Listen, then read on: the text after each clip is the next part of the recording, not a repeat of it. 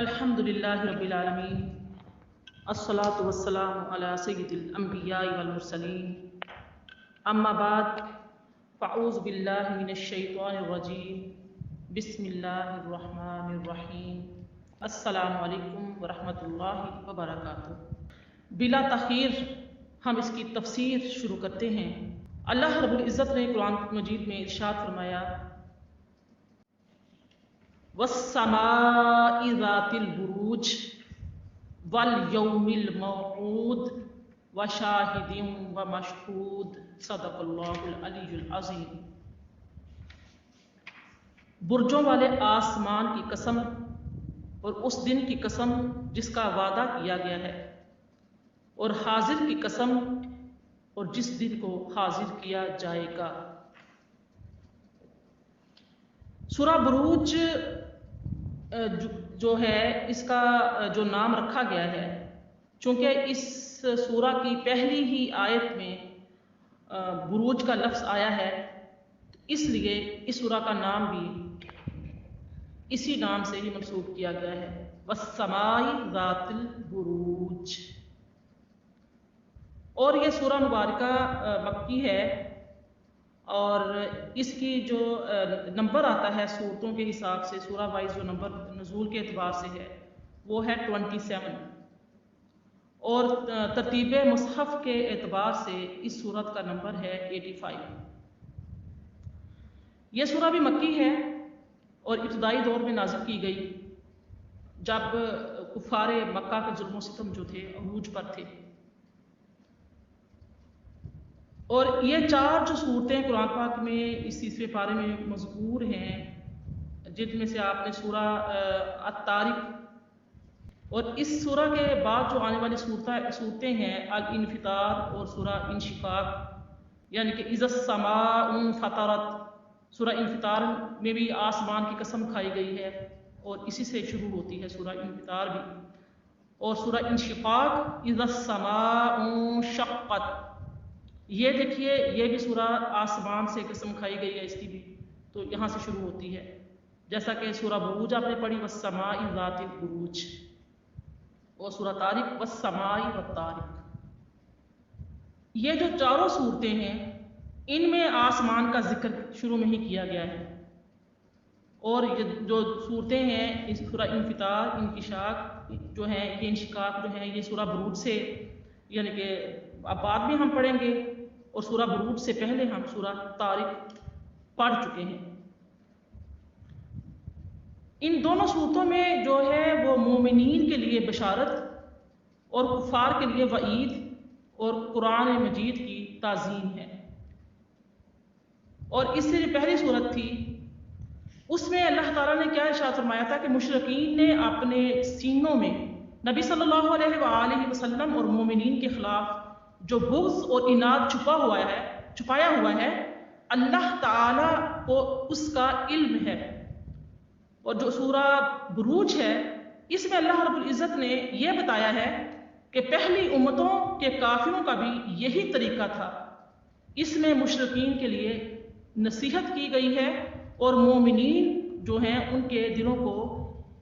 مطمئن اور مضبوط رکھنے کی ہدایت دی گئی ہے۔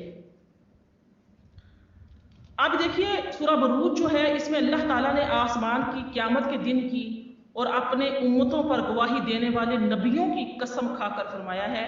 کہ وہ ایک ایندھن والی آگ تھی جس نے مومنوں اور مومنات کو جلا ڈالا تھا تاکہ انہیں ان کے دین کے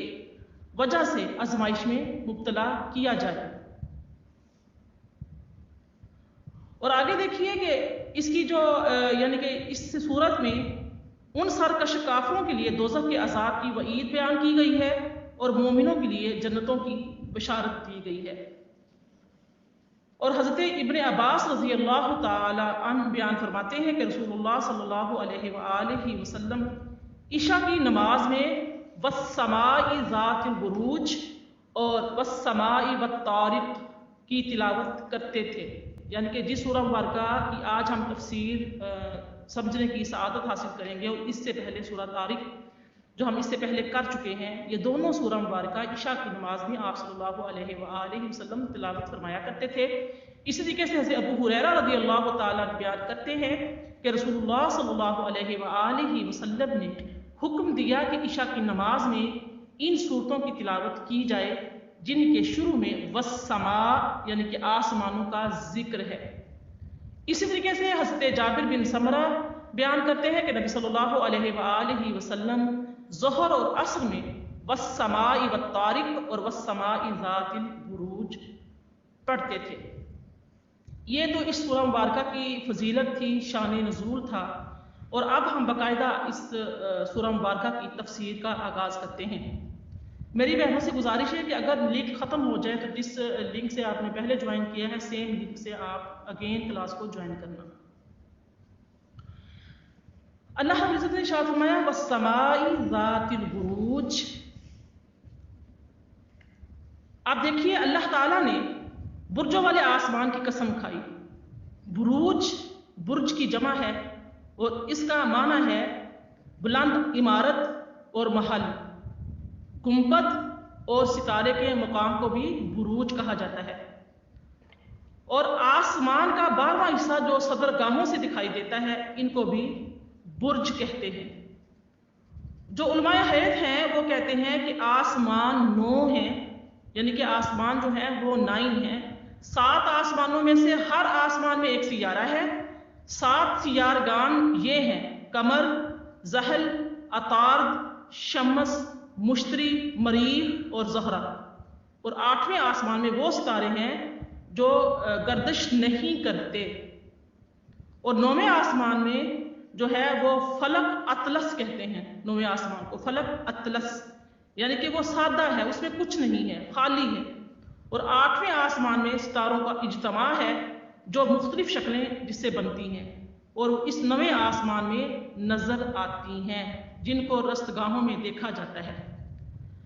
یعنی کہ دیکھیے کہیں بھی ہم یہ دیکھتے ہیں، اگر ہم دیکھیں چاند روشن ہو، خوب روشنی ہو آسمان پر، جب 14ویں کا چاند ہوتا ہے یا اس سے پہلے تھوڑا سا مدھم جب اندھیری رات چھائی ہوتی ہے تو ستارے بڑے نمایاں ہو رہے ہوتے ہیں۔ جب چاند روشن ہوتا ہے تو ستارے اتنے کلیئر نظر نہیں آتے، تھوڑے مدھم ہوتے ہیں، لیکن جب ابتدائی راتیں ہوتی ہیں چاند کی اور آسمان پہ اندھیرا ہوتا ہے تو اگر ہم اس چیز کو دیکھیں غور سے تو ہمیں کیا نظر آتا ہے کہ کہیں شیر کی شکل بنی ہوتی ہے۔ تو جب جہاں ستاروں کی جھرمٹ میں شیر کی شکل بنی ہوئی ہے تو جو سائنسدان ہیں یا جو اہل نجوم ہیں جو اس کا رکھتے ہیں، علم رکھتے ہیں، تو وہ اس کو کہہ دیتے ہیں کہ یہ برج اسد ہے۔ اور اسی طرح سے کہیں ترازو کی شکل بنی ہوتی ہے، اس کو کہہ دیا جاتا ہے کہ یہ برج میزان ہے، اور کہیں شکل بچھو کی بنی ہوتی ہے، اس کو کہا جاتا ہے برج عقرب۔ اسی طریقے سے کل 12 برج ہیں: حمل، ثور، جوزہ، سرطان، اسد، سنبلہ، میزان، عقرب، قوس، جدی، دلو اور حوت۔ یہ جو ہے یعنی کہ سورج جو ہے وہ ہر ماہ میں ایک برج کی مسافت طے کرتا ہے۔ ایک جو برج ہوتا ہے، کوئی بھی ایک برج لے لو 12 برجوں میں سے، تو ایک ماہ کی مسافت سورج کو طے کرنے میں لگتی ہے کہ اس کے گرد جو گھومتا ہے، اور ایک سال میں 12 برج یعنی کہ جو بروج ہیں ان کی مسافت طے کرتا ہے۔ گرمی، سردی، بہار، خزاں، یہ چاروں جو موسم ہیں وہ سورج کی اسی حرکت سے وجود میں آتے ہیں۔ تو یہ آسمان کی قسم کھانا یا برج کی قسم کھانا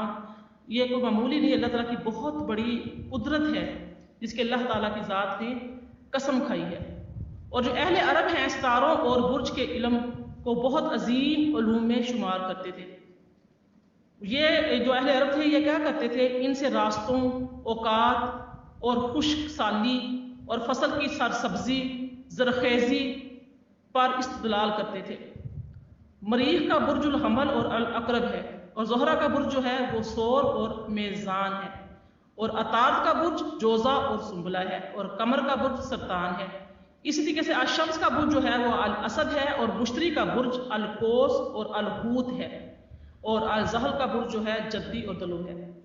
تو اس حوالے سے بروج کے حوالے سے جو مفسرین کے اقوال ہیں میں آپ کے سامنے رکھتی ہوں۔ امام ابو منصور محمد بن محمد ماتریدی سمرقندی حنفی یہ فرماتے ہیں کہ کسی عمارت کو مضبوط بنانے کے لیے اس کی ایک طرف پر جو گنبد بنایا جاتا ہے اس کو برج کہتے ہیں، اور بعض جو ہے وہ یہ کہتے ہیں کہ برج کا جو معنی ہے وہ ہے محل، اور بعض جو اس کے بارے میں یہ کہتے ہیں کہ برج کا معنی ستارے ہیں، اور کچھ یہ کہتے ہیں کہ یہ سورج، چاند اور ستارے کی جو ستارے ہوتے ہیں ان کی گزرگاہیں ہیں جن کو برج کہا گیا ہے، اور ان کی بھی منازل بروج ہیں۔ یہ مختلف اقوال ہیں یعنی کہ اس بروج کے معنی کے حوالے سے کہ بروج کہتے کسے ہیں، کیا ہے۔ تو یہ جو مشہور 12 بروج ہیں، ان کے بارے میں امام فخر الدین محمد بن عمر رازی شافعی فرماتے ہیں کہ ان کی اللہ تعالیٰ کی ذات نے قسم اس لیے کھائی ہے کہ ان میں بہت عجیب و غریب حکمت ہے، کیونکہ ان میں بروج میں سورج حرکت یعنی کہ کرتا ہے، اور اس جہان کے فوائد سورج کے دورے پر موقوف ہوتے ہیں، اور یہ اسی کی دلیل ہے۔ اور چونکہ اللہ تعالیٰ کی ذات اس کی خالق ہے، پیدا کرنے والی ہے، جو زبردست حکیم ہے، اس کی حکمتیں، اس کی مصلحتیں وہی جانتا ہے، جو اس نے آسمان میں بروج پیدا فرمائے ہیں، سیارے، ستارے، چاند، سورج، کہکشائیں، جو ہمیں کچھ چیزیں ہمیں نظر آتی ہیں، کچھ چیزیں ہمیں نظر نہیں آتی، اس کے پس پردہ جو کام کر رہی ہیں، جو آسمانوں کا نظام ہے، زمین کا نظام ہے، زمین کی تہوں میں کیا کچھ ہے، کچھ ہمیں پتہ ہے، کچھ نہیں پتہ، سمندر کی تہوں، یہ تمام چیزیں جتنی بھی ہیں جو ہمیں کائنات میں نظر آتی ہیں یا جو ہم سے مخفی رکھی گئی ہیں، ان تمام کی جو حکمت ہے اللہ تعالیٰ کی ذات کے سوا کوئی نہیں جانتا۔ تو اسی طریقے سے فرمایا کہ آگے یعنی کہ جو کلام عرب میں جو بروج ہے اس کا معنی کیا ہے؟ القصور، اگر ہم سمجھنا چاہیں یعنی محلات یا قلعے۔ پھر آپ نے فرمایا اللہ رب العزت نے آیت نمبر 2 میں فرمایا وَالْيَوْمِ الْمَوْعُودِ، یعنی کہ اور اس دن کی قسم جس کا وعدہ کیا ہوا ہے۔ کون سا دن؟ قیامت کا دن۔ آسمان والوں اور زمین والوں سے یہ اللہ تعالیٰ کی ذات نے وعدہ کیا ہے کہ قیامت کے دن ان سب کو جمع کرے گا۔ کہ نبی کریم صلی اللہ علیہ وآلہ وسلم کی جو حدیث مبارکہ ہے فرماتے ہیں کہ بندے پر جو بھی دن گزرتا ہے وہ اس سے ندا کرتا ہے، فریاد کرتا ہے اور یہ کہتا ہے کہ اے ابن آدم، میں نو پیدا شدہ ہوں، تمہارے لیے میں آج نیا ہوں، اور آج تم مجھ میں جو بھی عمل کرو گے میں اس پر گواہ ہوں، سو تم مجھ سے آج کے دن کیا کرو؟ نیک عمل کرو، نیک کام کرو، اور میں تمہارے حق میں گواہی دوں گا۔ اگر میں گزر گیا تو پھر تم مجھے کبھی نہیں دیکھو گے، اور رات بھی آنے کے بعد اسی طرح ندا کرتی ہے، جو دن ندا کرتا ہے وہی رات بھی کہتی ہے کہ تیرے لیے میں آج رات نئی رات ہوں اور آخری رات ہوں۔ اور آپ کو اور میرے مشاہدے میں بھی آتا ہے جو ہماری زندگی کے ماہوں سال گزر گئے وہ گزر گئے، وہ نہیں واپس آئیں گے۔ کبھی وقت تھا ہم چھوٹے سے بچے تھے، ابھی پیدا ہوئے تھے، چند گھنٹوں کے تھے، پھر وہ گھنٹے جو تھے وہ دنوں میں بدلے، وہ دن ہفتوں میں بدلے، وہ ہفتے مہینوں میں بدلے، وہ مہینے سالوں میں بدلتے گئے۔ آج ہم دیکھیں عمر کے کس حصے میں ہیں۔ ہر انسان اپنی اپنی عمر کا اندازہ لگائے تو ہم مختلف یعنی کہ حصے میں ہیں عمروں کی، کوئی تو 50 سال کا ہے، کوئی 40 کا ہے، کوئی 30 کا ہے، 25 کا ہے، 26 کا ہے، لیکن جو دن، جو ماہ و سال، جو شب و روز گزر گئے وہ نہیں آنے والے، وہ نہیں آئیں گے۔ اس لیے حدیث مبارکہ ہے کہ آپ صلی اللہ علیہ وسلم نے فرمایا کہ جب بھی کوئی دن نیا آتا ہے تو وہ دن فریاد کرتا ہے کہ اے بندے، آج کے دن تو اچھا کر لے، تو اچھا کرے گا تو کل کے دن میں تیرے اچھے عمل پر گواہ بن جاؤں گا۔ اور اس طرح سے رات بھی فریاد کرتی ہے۔ اور اس کا اگر ہم دیکھیں تو حضرت ابن عباس رضی اللہ تعالی عنہما، حسن بصری اور سعید بن جبیر کا قول ہے کہ شاہد سے مراد اللہ تعالی ہے۔ اب اس کی وہ دلیل جو لاتے ہیں کہ اللہ تعالیٰ نے قرآن پاک سورہ نساء آیت نمبر 79 میں ارشاد فرمایا وَكَفَى بِاللَّهِ شَهِيدًا، اور اللہ کافی ہے گواہ، شاہد کافی ہے۔ اس طریقے سے سورہ انعام، جو سورہ الانعام ہے، اس کی آیت نمبر 19 میں فرمایا کہ قُلْ أَيُّ شَيْءٍ أَكْبَرُ شَهَادَةً قُلِ اللَّهُ شَهِيدٌ بَيْنِي وَبَيْنَكُمْ۔ آپ کہیے اے نبی صلی اللہ علیہ وآلہ وسلم، آپ کہیے کہ سب سے بڑی شہادت کس کی ہے؟ کوشچن کیا جا رہا ہے۔ آپ کہیں میرے اور تمہارے درمیان اللہ گواہ ہے۔ حضرت ابن عباس رضی اللہ تعالی عنہما کا ایک اور قول بھی ہمیں ملتا ہے۔ آپ شاہد کے بارے میں فرماتے ہیں کہ نبی کریم صلی اللہ علیہ وآلہ وسلم اس سے مراد ہیں، اور آپ صلی اللہ علیہ وآلہ وسلم کی مراد ہونا یعنی کہ آپ کا شاہد ہونا، حضرت ابن عباس جو ہیں وہ ان آیات کی دلیل لاتے ہیں، فرماتے ہیں کہ سورہ نساء کی آیت نمبر 41 میں اللہ پاک نے یہ فرمایا ہے فَكَيْفَ إِذَا جِئْنَا مِن كُلِّ أُمَّةٍ بِشَهِيدٍ وَجِئْنَا بِكَ عَلَىٰ هَٰؤُلَاءِ شَهِيدًا، کہ اے رسول مکرم صلی اللہ علیہ وآلہ وسلم اس وقت آپ کی کیا شان ہوگی، کس وقت جب قیامت کے دن سب جمع ہوں گے، سب کو جمع کر لیا جائے گا۔ اے نبی اس دن آپ کی کیا شان ہوگی جب ہم ہر امت سے ایک گواہ لائیں گے اور ہم آپ کو ان سب پر شہید بنائیں گے یعنی کہ گواہ بنائیں گے۔ یا ایھا النبی انا ارسلناک شاہدا ومبشرا ونذیرا، سورہ احزاب کی آیت نمبر 45 میں فرمایا اے نبی بے شک ہم نے آپ کو گواہ بنا کر بھیجا ہے اور ثواب کی بشارت دینے والا اور عذاب سے ڈرانے والا بنا کر بھیجا ہے۔ وَيَكُونَ الرَّسُولُ عَلَيْكُمْ شَهِيدًا، فرمایا کہ اور رسول تم پر گواہ ہوں گے، تمام رسول آپ پر گواہ ہوں گے، یعنی کہ انبیاء علیہ السلام جو ہے وہ اپنی امتوں پر گواہ ہوں گے اور ان کی امت مشہود ہوگی۔ فَكَيْفَ إِذَا جِئْنَا مِن كُلِّ أُمَّةٍ بِشَهِيدٍ، سورہ نساء آیت نمبر 41، اس وقت آپ کی کیا شان ہوگی جب ہم ہر امت سے ایک گواہ لائیں گے۔ تو ایک قول اس شاہد اور مشہود جو آیت آپ کے سامنے میں تلاوت کی تھی، آیت نمبر 3 وَشَاهِدٍ وَمَشْهُودٍ، اس کے بارے میں آتا ہے کہ انسان کے جو اعضاء ہیں، ہاتھ، پاؤں، آنکھیں، کان، ناک، ہر چیز، ہر اعضاء جو ہے، عضو جو ہے، ایک ایک عضو جو ہے وہ گواہ ہوگا، جس کے بارے میں سورہ نور میں آتا ہے، سورہ نور کی 24 آیت میں یوم تشہد علیہم السنتہم وایدیہم وارجلہم بما کانوا یعملون،